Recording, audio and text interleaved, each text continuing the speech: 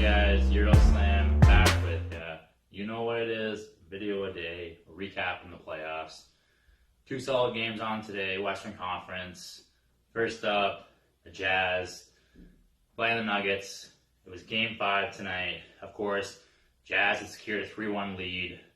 Series definitely in their favor, so they came out looking to close it out. They had a great start to the game. They had a good lead at one point. But Nuggets came all the way back. It was a fun fourth quarter. Holy.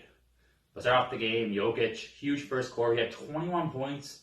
He had a nice buzzer beat down the first there. He was going off. And from there, pretty quiet for the next few quarters. The second half, Jamal Murray went off. Ooh. Saw him last game, he had 50. Well, tonight he had 42. Another huge game from the fourth. He was absolutely on fire, hitting shot after shot after shot. Had a big play at the end where he was driving, kicked it to Jokic, going to the big three for the dagger on this game. Nuggets had a huge fourth quarter. They come back, win this game. That's right, we're getting game 6, guys. Mitchell gave his all in this one too, but Murray and Jokic were great in this game. They were the two big stars in this one. They had to get it done. It was a winner go home, so they got it done. Fantastic game.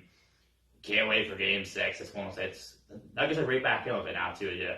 They got to win 2 more, but they're feeling good this win, Momentum's now in their favor. They played really good defense against the Jazz. They can definitely, take that and, bring it to game 6. And it's huge momentum for them, 100%. This game 6 now could go either way. I still believe in the Jazz, but kudos to the Nuggets. They played a great game, and I like Mike Malone as a coach in that, and he rallied his guys today and said, let's take it, quarter by quarter, and let's get this game done. And they got it done. They have to win. So I'm happy for them, and we'll see how game 6 is. It's just games are getting better and better. A couple of side notes as well. The Sixers, the other day, they fired Brett Brown. It was the day after they were eliminated. Of course, they were swept 4 by the Celtics. I think most people saw this coming. He's not a bad coach, Brett Brown. He was great. He helped them get, they were at the bottom, tanking the process, got them to the playoffs. It was a tough team to coach with young players like Embiid and Simmons that are rising stars in this league and that don't really fit too well together. So there's definitely times where I feel like some of the blame was rightfully put on him. So at the end of the day, I think most of us saw this coming. I understand why Sixers would make this move. And now so they're going to try to bring in a new coach. I think they'll try first, see if they can keep the whole Simmons and Embiid duo working. They'll try another year, I believe, before they actually do make a significant trade and trade one of those stars. But look for Tobias Harris or Al Horford, one of those guys getting traded. One rumor I heard was Al Horford to the Kings for Harrison Barnes, I believe it was. But their salaries kind of match up there. Might put a few pieces in there to make it work, but they both have pretty high contracts and quite a few years left on them. Where Barnes might, I say, his rotation there. He can shoot threes. He's a solid enough defender for them. It just seems like paying 2 bigs almost max salary. It's not ideal in this kind of small ball era we're playing in. So I wouldn't be surprised if they try to shop Al Horford, ship out his contract. They probably going to try to be a leader in that. It didn't quite work out as they wanted to. And he's someone the Kings would definitely use as a leader for them and a nice big man for them. So Kings tried to sign him last year in free agency there. So came down, I think, to the Kings and the Sixers. So look for that deal to possibly happen in the coming months. But there's a rumor that Popovich could be a coach of either the Nets or the Sixers. I don't know. It just seems surreal to think of him coaching anywhere else but the Spurs. Paul says Spurs seem to be headed towards a bit of a rebuild. And at his age too, I don't think he's going to want to be working with a rebuilding team. So look for it as a possibility.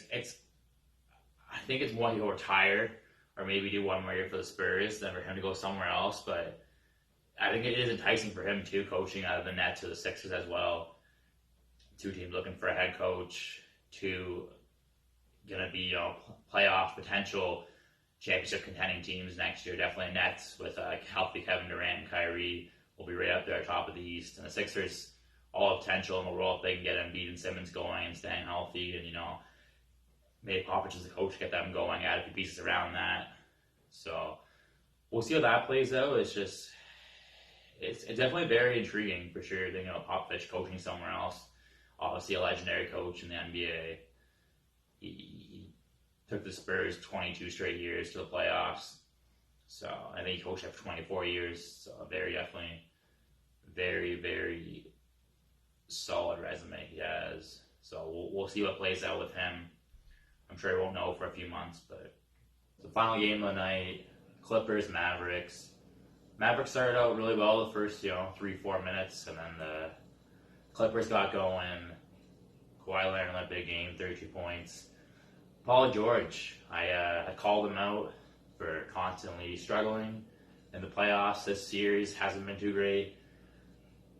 And he came out tonight and played big, 35 points. That was more than the last 3 games combined. Of course, no Porzingis again. The Clippers end up blowing out the Mavs. They set a record for the most points in franchise history in the playoff game. Rick Carlisle got ejected at one point second half. A lot of frustration for the Mavericks. So they're down 3-2 now, coming to game 6. They got to come out hard. Hopefully Porzingis will be ready, hopefully. And we'll see how that one goes. Clippers look good tonight, though. They had rhythm going, and hope that translate to the next game and hopefully further on in the playoffs for them, because it's something they need to find. They've been kind of off at times, it seemed like, but obviously they've had a lot of injuries going on. Beverly's still out, so we'll see how long he's out for, but it was definitely a statement win for the Clippers. Of course, got 3 games on today. The Bucks and Lakers looking to knock out their opponents today, of course, the Magic and the Blazers. Blazers-Lakers game, no Damian Lillard, so they'll definitely be in Lakers' favor to hold that series out. And then a fun one in between those games.